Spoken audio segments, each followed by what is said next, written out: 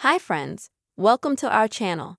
In this video, I will tell you and show you how you can easily send your location in Messenger app. Please friends, don't forget to subscribe to this channel. Also put your likes under the video and write your comments friends. So, let us get started with you. First of all, friends, you will need to, of course, open the Facebook Messenger application itself. Next, select a conversation with the person to whom you would like to send your location. And then, folks, at the bottom of the left-hand side, tap the plus sign. And you'll be presented with several options from which to choose your location.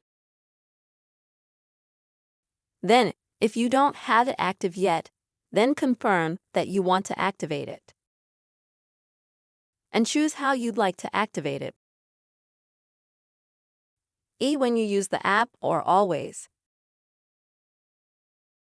Once you choose the option you want, you will get this window with your location.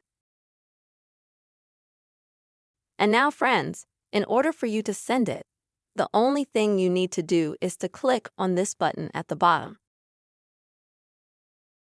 And as you can see, instantly your location will be sent to your contact. So with this very quick and simple method, you can easily send your location on Facebook Messenger. Friends, I really hope you found this video useful and helpful.